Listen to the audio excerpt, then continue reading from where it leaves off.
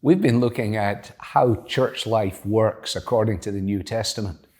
And in Acts chapter 2, we're told that after Peter's proclamation of the good news and his call to men and women to turn from themselves and turn to Christ, those who received his word, the message of the gospel, were baptized, and there were added to their company just a whole ton of people.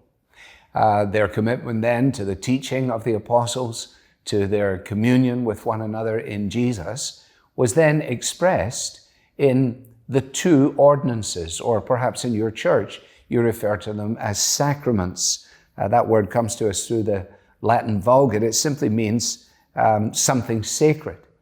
And in the New Testament, we discover that there were two. One was baptism. When people were baptized at that time, they would have gone down into the water.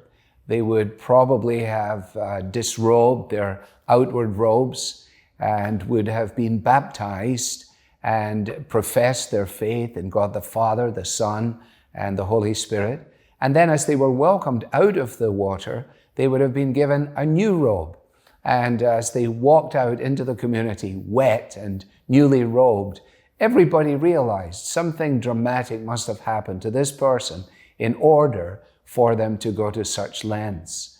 And so baptism really is an outward sign of an inward and invisible change. It's a bit like a sign going up on outside of a building. It says, under new ownership. And eventually the evidence of that will become apparent. All the things that have happened behind the scenes are unknown, but now it becomes obvious that the changes have taken place. And those who were baptized were then committed to the breaking of bread. In other words, a reference to the gathering to do as Jesus said to do. Remember me until I come. That the bread, speaking of his broken body, and the cup, his poured out blood.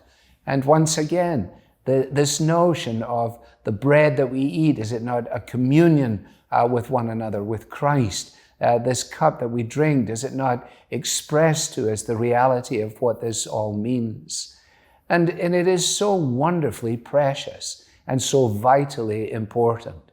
And although different churches have different practices, every true Christian church will have the teaching of the Bible, will actually have the exercise of church discipline, and certainly will have baptism and the Lord's Supper.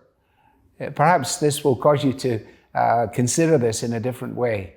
And if we can help in any way to that end, you can go to our website at Truth for Life, or perhaps you'll find something even on our Truth for Life app.